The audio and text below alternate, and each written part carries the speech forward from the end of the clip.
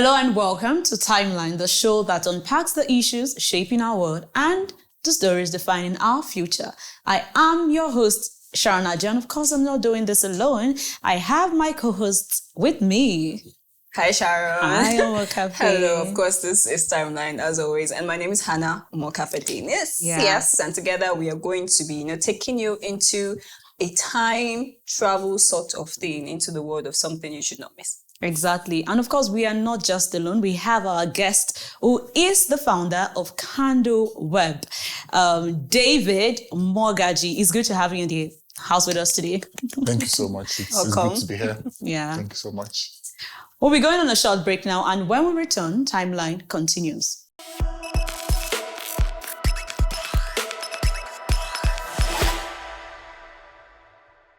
Welcome back. If you are just tuning in, this is Timeline. And I know you're wondering, what exactly are we talking about today?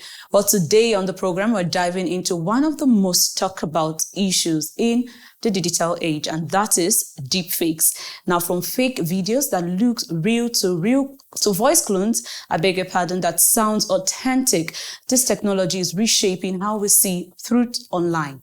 Well, today on the show, we will unpack the ethics, the risks, and the realities of deepfakes. Now, it's quite interesting and, of course, burdensome that synthetic media is really, I wouldn't say causing havoc, because, of course, there's a two-way to it. Now, imagine seeing somebody talking or doing something they never did. Mm-hmm. That is literally the power of deepfakes. And it's kind of scary, I would say. It's scary and creative. Two words in one. It's really scary, and it can also be creative. And sometimes it just keeps us keeps us in a spot where we just get to question what we see online, right, Omokafi? Yeah, recently I was at this event and somebody said his auntie just sent him a picture of Abuja burning and told him run away from Abuja. And he looked at himself. He was in Abuja. He has friends around Abuja, and nobody says Abuja was burning. There was literally no fire anywhere. So why on earth would his auntie believe that? But that's the problem we have, because older people tend to believe everything. Exactly. They just say, oh, WhatsApp messages forwarded, and that's one of the problems we have. And of course, this is why we're here. Yeah, David, over to you now. I'd like you, because of course you are the professional here. I would like you to explain to us in simple terms what deepfakes are and how do they work? Deepfakes, I think first let's deconstruct the name. So the deep there comes from deep learning, which is like a subset of artificial intelligence, and fake. I mean, it's fake. So it's the word fake, right? They are mostly AI generated content. So we're talking about video, pictures, audio, like digital content generally. But most of these things are not original contents, right? They are synthetic contents that are created using artificial intelligence, right? And the bad thing or the good thing, depending on who is looking at it and how you're using it, right, is that these things have become like very, very realistic, that it's very, very difficult for you to be able to distinguish between actual reality and AI generated content, aka deepfakes, right? So it's something that, it's still evolving, it's getting better. There are still ways you can still spot these things, but it's a security concern or societal concern nonetheless. Interesting. How did this technology emerge, and why is it such a big concern for us today in our world? I think for the way it came about, let me just start with AI, for example, right? One of the reasons why we created AI, humanity created AI in the first place, is we're looking at how we can create machines that can think and act by themselves, right? Without any need for human intervention, right? And the idea around these things is for us to be able to get to a level that these systems can be able to make work a lot more efficient, a lot more easier and faster. So let's forget about the havoc that deepfakes are causing online. Let's look at like the good side, for example. So if you want to make a movie, for example, right, you need to have a set, you have to pay the actors, you have to have a director, producer, and all of that.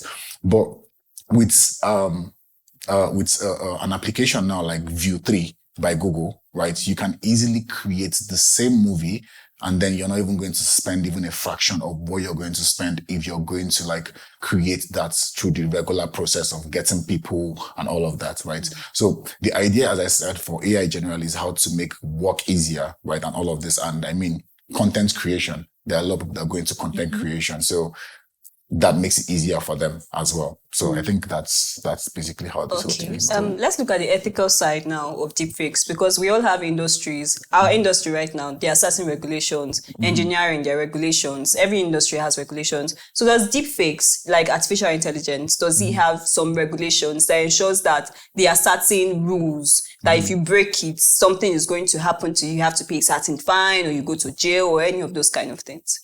Well, I think the first thing we need to know is that technology moves faster than regulations, right? That's the first thing. So, currently, there isn't really regulations or policies, particularly to deepfakes in most countries. That's including Nigeria, right? But there are certain rights, like civil rights laws, right, that kind of fit into that you can actually use it to your advantage. Let's say, for example, if someone should use your likeness, for example, right, and create some kind of absurd kind of content, right? Using civil right law, right, you can actually sue that person for something like defamation and all of that. But there is no particular law currently that is particular to deepfake that, okay, if you do this particular thing, this is what will happen, or all of that. So it's just mostly civil right laws and then some other kind of laws that people use to combat it. You know, before we dived right into question, I made a statement saying it kind of has affected the trust we have, whatever we see on social media. She made reference to the older generation, like literally anything they see, you just believe it. And of course, when we get to see it, we can spot out, some of us can spot out, this is not it, this is not it. Although some has been so modified to the extent that you can't even point out that this is actually a deep fake. Sure. And in situations like that, how do we, I wouldn't say bring back public trust, but okay, let's take the other route. How does it affect public trust and online information? Because if we have situations like this, then it's kind of questionable, and it's something we need to worry about. Yeah, to be honest, I think it affects public trust largely because, as I said, this one thing I always tell people is AI is not going anywhere first, and it's only going to get better. It's not going to get worse. All right, it's not going to get worse. So when it comes to public trust, I think for that concern, I think it's a very big concern first. And I think a lot of people are going to lose trust for a lot of things they see online. But on the other side, I think there needs to be a lot of awareness around these things, right? As a society, I think we need to have tools, right? The way people have tools that they can use to create this kind of content. I think we need to have tools that you can use to vet this content to know, okay, is this AI generated or it's not AI generated? Like, I think the UK AI Act, for example, I think there's a clause there that has said that if you generate any kind of media using AI, you have to like label it. I think that's one way we can be able to like regain that whole public trust. But to be honest, before any of these tools are publicly made available, I think people just need to educate themselves on how to spot some of these things. For example, I've forgotten the blink rate of a regular human being. I've forgotten it, but humans have like a certain blink rate that they blink their eyes. If you check some of these AI generated videos, right, some of them you see that they blink more rapidly, or they don't even blink as well as a human being, right? Some of them, if you look at them very well, you see that maybe the person's hair, part of their hair is looking blurry in a video. Interesting knowledge. Yeah, so these are some of the ways you can be able to spot that, okay, this is a deep fake video or not. But as I said, this technology is improving, right? Yeah, they're improving. So it's going to be very, very hard in the future for you to be able to tell what is deep fake and what isn't, except maybe we start putting regulations and policies in place now and then make these tools available that can spot AI generated content. That's when it comes to video, audio, images and all of that. Just the same way we have AI tools now that can be able to tell if maybe like a written content is AI generated or not. So I think that can help regain public trust. Okay, let's go to elections now. Because you had mentioned videos, audios, and the rest. And we know that these are certain tools that are used to, push for campaigns, tell you vote for me, or vote for my person, or so like that. So how dangerous is deepfakes? To be honest, it's something that can easily foster misinformation and disinformation. Yes. Right? So let's say, for example, I'm a politician. I can easily, let's say I'm not techie, right? I can easily get someone who's techie and be like, okay, generate this kind of absurd content about my opponents, right?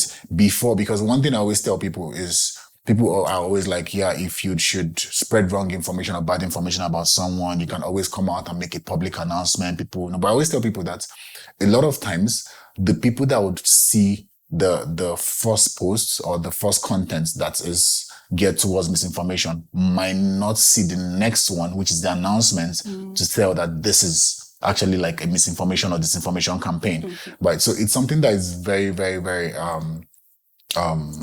how do I put it?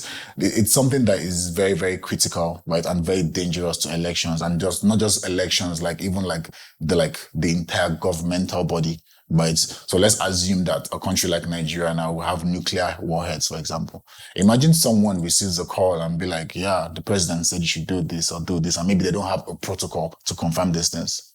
The person is just going to launch a nuke. And I mean, who would you hold? Would you hold the people that created the deepfake apps? Would you hold the content, the person that created it? Like, who do you hold? So it's something that is very, very dangerous to elections, not just elections, even persons, but even persons as well. Because I think there was a survey that was carried out in 2019 by a Dutch startup. Okay. And when they did the research was more like they're trying to see the amount of videos on the internet that are deepfakes, like what section, right, or what genre are they? And then they discovered that 96% of them were non-consent pornographic content.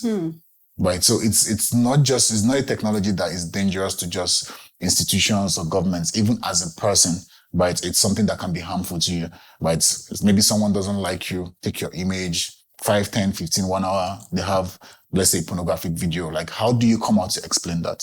Right. And let's not forget, you probably still have people that don't like you. So true. That actually leads me to the next question. It's definitely about marginalized group of persons of society. Oftentimes in war cases, most times they tell you that the people who are mostly affected are like women and children. True. You get, so this deepfakes too is also like a war against humanity, and of course the people who are mostly affected, like some people would say, is the women and children. So Very how true. terrible is this? Because you had mentioned that women, you can just have like pornographic photos of women. We are women right here. Imagine somebody doing that to me and Sharon right now. That would be very terrible. So Very true. what's the effects? List out some of the effects for us.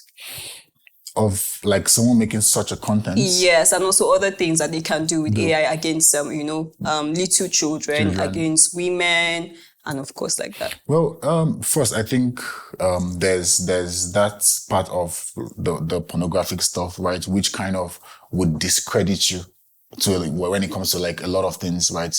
I mean, if you have like a pornographic video out there, there are workplaces, there are places you can apply for work. They wouldn't take you, right?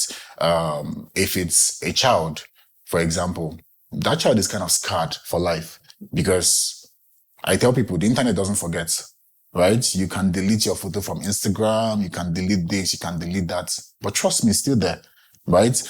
Because when it comes to engineers, one thing that every engineer knows is that when it comes to deleting content or deleting anything, they have like two kind of deletes. Like deletion, you have soft delete, you have hard delete, right? So let's say, for example, a soft delete could be, let me use my phone. Let's say you delete this phone. Now you've deleted the phone, but I still have access to it. So I can just use this to cover the phone. So to use deleted, but I still have access to it. Wow. Right? But hard delete now is when it's deleted entirely. And most platforms don't do that, but they wouldn't come out to tell you. Imagine. Right? I mean, there was a time that they had this campaign of people deleting their Facebook account because of privacy concerns and all of those things. So it's a huge risk on women and children, because I mean, even the report I kind of mentioned, it was mostly women, like celebrities, right? A lot of celebrities had their videos turned into pornographic content without their consent, right? Same thing with children. And that's why for me personally, I always advise parents that try to give your child a chance to be able to like protect their privacy. Because I know that a lot of people are excited when they give birth to like a newborn, you know, you want to show your child's first day in school and all of those things. But there's somebody somewhere collecting this data and you don't know what this person is going to use with it, right? It might not even be pornography, right? The person could commit a crime and create a kind of content and, you know, point the crime to your child or even to you, right? So I always advise that people should be careful what they share online, right? Especially when it comes to kids, you have to be extremely careful, right? You have to be extremely careful because for a lot of us, we're already like kind of used to these things.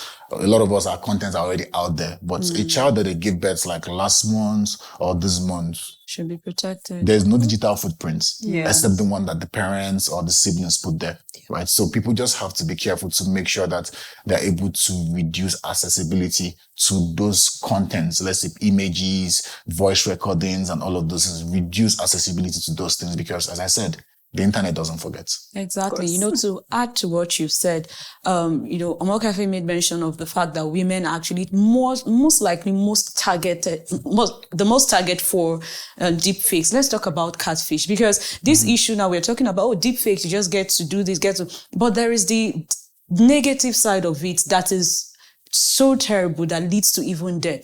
True. Imagine you catfish somebody, you're catfishing a person using an image of someone that doesn't even know you're using an image, and you're doing quite a number of not so good things with that image. Now, the person you are catfishing now later find out, because of course you can't catfish for life. You definitely would leave at a point. And then I'm trying to just like paint a story and just put it at the back of your mind, this story that might be true or not, but of course, let's just stick to the fact that I'm painting a story. Okay. And now, you can't, like I said, you can't catfish for the rest of your life. At a point, you're going to leave or just face another person. And when that person you are catfishing later finds out, it's not going to come to you or come for you that is catfishing him. It's going to come for the person, the image of the person he's been seeing.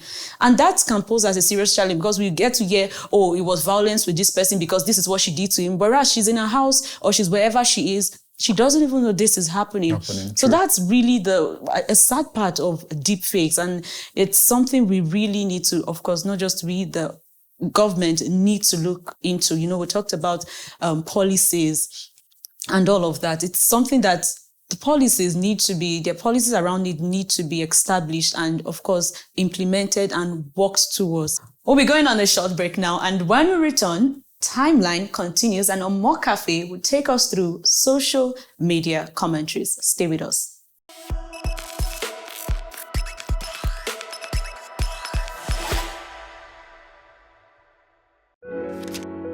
Everybody has a stake in making the world a better place with love and compassion. As we thrive daily, we continue to strive to face the many challenges that faces our Earth because together, we all matter. On one side, we are exploring the captivating stories, the trends, the glamour, while on the other hand, we're looking at the love, the care, and compassion from our champions. In our Stars Quiet Cove lies the burning passion for humanity, which is seldom known and unsung to the world. Join me on Famed to look at the flip side of your favorite beyond the regular.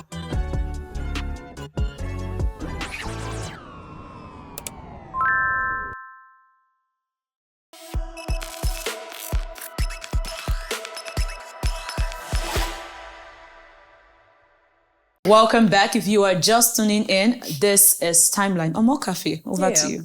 Well, of course, this is Timeline, like Sharon had said, and a lot of people have been talking about deepfakes, synthetic artificial intelligence, and everything like that. Let's go into AI first. Okay. This is from Adi. Adi013 says that AI is getting crazy smart these days, but its misuse is scary. Deepfakes and AI used for abusing kids is something we can't just ignore. people are enjoying tech, but forgetting it can also destroy lives if not controlled. Remember when you were talking, you said that you had mentioned how when you put a child just going to school or so, somebody is collecting that data and they can use it for dangerous things that you yourself as a parent to be shocked. Like, is this my child? Or something like that. This one is from Really Rowdy Red. It says that if AI generated videos, deepfakes, synthetic news clips, fabricated eyewitness recordings become so realistic that the average viewer can't tell what's genuine, society could face several profound consequences across multiple dimensions. David here was talking about how AI is almost reaching the IQ of Einstein. Is this not what you were talking about? Oh yeah.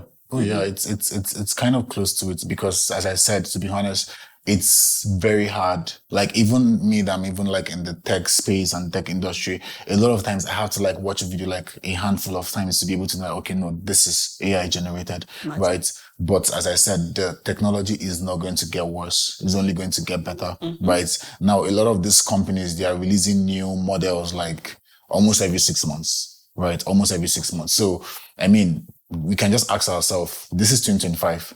What do you think the world or like the AI space is going to be like by this time next year? Do you understand? We already have people that are already losing their jobs because of AI and a lot of all this. And so even when it comes to like generated content, like videos, it's just going to get better, to be honest. And as I said, we just need tools, right, that can help, because the good thing about tools personally for me is that even if there are regulations and policies around deepfakes, you would still have those people that will still break the law. Do you understand? You'll still have those people that will still break the law. So, and I mean, the internet is like a broad community, right? Some people are using VPNs. A lot of people have a way of maxing their identity. So how do you want to go about it, right?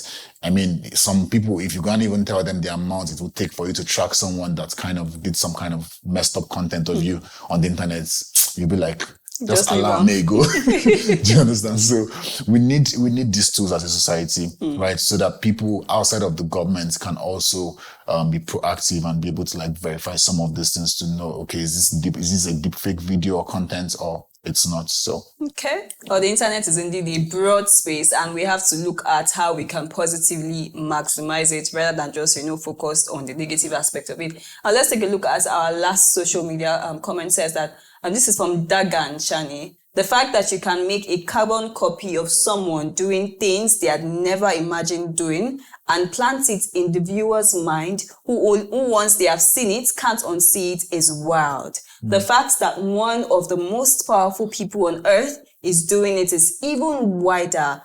Ban deepfakes. This guy, he's already angry. He's like, just ban it. Really? Because this is a curious question. Because you say they keep advancing. Why is it that they get to the hands of people that are using it for negative purposes? Because you talked about the purpose and the positive part of it. Yeah. Why can't it just be restricted to maybe organizations making use of it? Just like you pointed out, like a movie. Yeah, you pointed that out. Now, when deepfakes or the AI or the technology is given to those people to help with what they do, we understand that it's for that purpose and it cannot affect other humans outside. But when it goes into the hands of people that are not, you could be intelligent but still very naughty, now get into their hands and they become, they use it to just cause havoc in the society. I'm trying to understand, or you should rather make us understand, why is it getting to their hands, and why can't it just be restricted to just, those group of people that use it for good purposes? Regulation. Well, the truth is that it's kind of hard to limit a technology to just a subset of people. And why I said that is, whether it's Google or Microsoft or anybody, there are still people that are way more intelligent or equally as intelligent as people working at these top firms that can work on distance. An example, we have ChatGPT, right? When OpenAI launched ChatGPT, I think they had like the highest record of users that signed up, more than any other social app ever, right? And I think, was it last year or early this year? DeepSeek came out, right? Now, OpenAI, their AI models are not open sourced, which means the public can't access the code, right? But DeepSeek is a Chinese company. They did this and then they made it open source, right? And even if you don't make it open source, a lot of these people, they carry out research and most of the research papers are public. Anybody can read it because the idea is to advance the technology, right? So for example, now, let's say they restrict it. Let's say it's only being used by Google, Microsoft, and top companies. If I read a research paper on deepfake, right, or AI generally, right, and I'm able to like understand it very well, if I have the resources, the hardware resources to train these models and stuff, I can easily build my own and do it. So it's hard to restrict it because if you say you're restricting it, that means you're restricting not just the technology, you're restricting the research, you're restricting collaboration. And as I said, there are a lot of very intelligent people that don't work for this like top companies, right? That they too also contribute to the advancement of some of these technologies. So it's tricky. Yeah, it's just kind of tricky. It's really tricky. So what are the solutions? How can we solve this problem? Well, as I said, I feel there are two ways to solve it. The first one, which I support with the whole of my heart, is creating AI-based tools that can identify these things, right? So let's say, for example, there's an AI tool that can easily spot deepfakes, whether it's audio, video, photo, whatever, right? Now, if there's enough awareness, right, in the society about this thing, and be like, okay, if you see a video that make you feel somehow, because that's how deepfakes are sometimes. It's either it makes you feel bad or it makes you feel too good, right? And according to one video I was watching, the lady said, if it makes you feel too good, verify. Okay. If it makes you feel bad, verify as well. Right. So if we have tools that you can use to verify easily, that can tell you that, okay, this is a deepfake video, right? And then we'll create like an awareness, like a global awareness around this tool. It's very easy that, let's say, for example, if you should see a video of me doing something you don't believe I would do, but because of the fact that you're aware that there is a tool you can use to verify this thing, you can just easily use the tool and verify, right? Yeah. At that point they are saying it. I don't know if you get me. But if it's now left to the government, that's where it's a little bit tricky. Okay. Because in some countries, government officials are very lazy. Okay. Right? They can talk big talks, but I mean, they don't do any work, right? So there's that. But as I said, it's basically regulations and then tools, right? Tools. But the tools is the one I feel like would have a lot more impact than the government, because a lot of times regulations are very, very slow. And because of the fact that the people that are coming up with these regulations and policies, they don't really have the technical knowledge of how these things work. Sometimes they can come up with regulations that stifle innovation. Okay. So instead of depending so much on regulation, I think we should look towards having tools that we can use to verify. For our contents. audience sake, please mention some of these tools that we can use to, discover Verify. that this thing it's an AI generated thing. Yeah. So there is one I know now. Because there aren't so many of them that's so good. I think even Facebook, that's Meta. I think they're currently working on tools to be able to identify deepfake contents. I think TikTok is doing the same thing as well. Okay. But outside them, there's this company, I think it's Blackbird AI.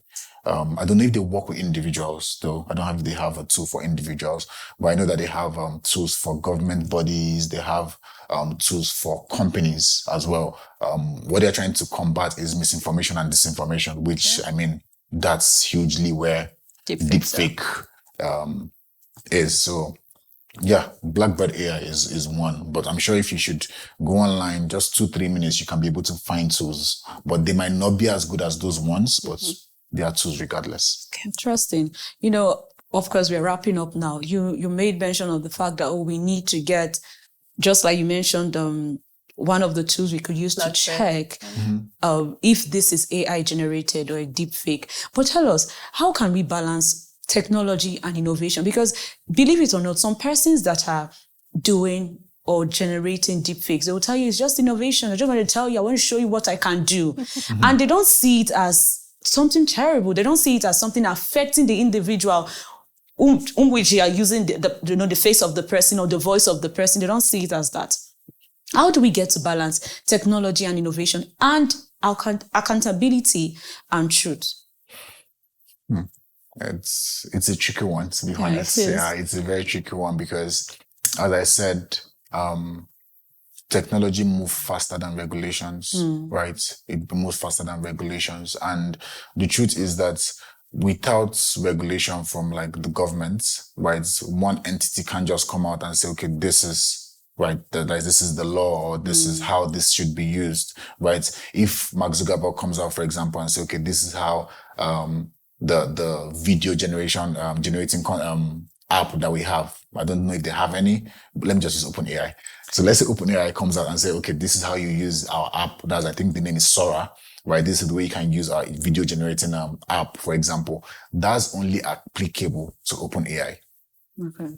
Right? If you go and use Google's Gemini View, for example, the same law is not applicable. Do you get me? So it's very, very tricky, to be very honest, because except maybe we want to be updating our regulations and policies like almost every time, which I don't see any governments doing that, right? So it's going to be hard to balance these things. But as I said, I feel like with good regulations and good amount of tools, right, I think we can be able to at least have a little bit of that balance. It might not still be like full balance. It will still be skewed to one axis, right? But at least would have a little bit of balance to it. Yeah, thank you so much, David. This was such an insightful conversation and Exactly. quite knowledgeable. I believe anybody that watches this episode would definitely pick one or two from it. I just want you to do one last thing. I want you look into your camera, then speak to, because in this age that we are, this digital age, we see that teenagers suffer the most because they are the ones that consume technology even more than